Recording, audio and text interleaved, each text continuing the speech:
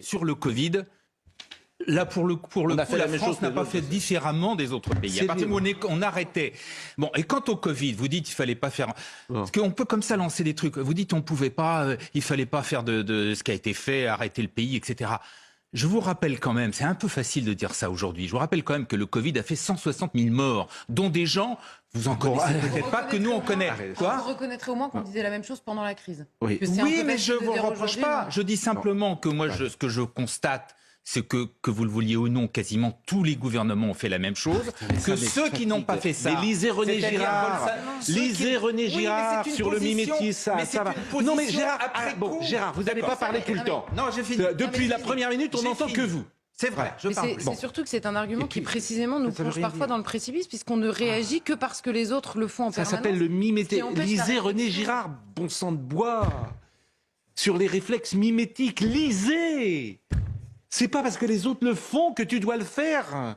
C'est incroyable de dire ça. Votre seul argument, c'est les autres l'ont fait. D'abord, tout le monde ne l'a pas fait, je vous le dis sans arrêt. La Floride ne l'a pas fait, la Suède ne l'a pas fait, l'Afrique ne l'a pas fait. Ils font comment ?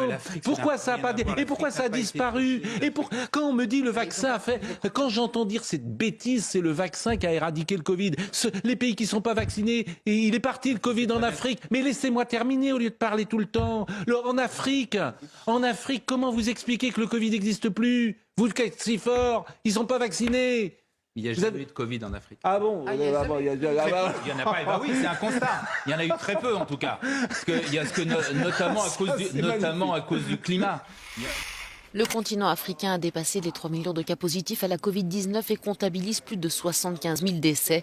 Certains pays font face à une très forte seconde vague, causée notamment par un variant du virus apparu en Afrique du Sud et jugé plus contagieux. Les chiffres de l'Organisation mondiale de la santé donnent le tournis. Quand le reste du monde vaccine massivement, l'Afrique reste une fois de plus à la traîne. Pourtant, il y a urgence, car la troisième vague de Covid qui se propage actuellement sur le continent est plus forte et plus rapide que jamais. Depuis 5 semaines, dans 12 pays, le nombre de malades ne cesse d'augmenter. Près de 500 000 nouvelles contaminations rien que dimanche dernier, avec une part toujours plus élevée de cas graves. Une épidémie à peu près maîtrisée en France, en tout cas jusqu'au prochain variant. Et oui, parce qu'en Afrique du Sud, 2 nouvelles mutations ont déjà relancé les contaminations, multipliées par 6 en 3 semaines. Or, l'Afrique du Sud va vers l'hiver et des températures fraîches. Il faut ajouter à cela qu'en France, plus de 70% de la population a reçu 2 doses de vaccin, contre à peine 30% des Sud-Africains. Et en revanche, en fait, vous n'êtes pas sérieux. Les pays qui sont comparables aux nôtres, qui voulaient faire une autre politique, je pense à l'Angleterre, avec Boris Johnson, je pense au Brésil, ils ont le résultat. Mais pardonnez-moi, là c'est le serpent qui se mord la queue.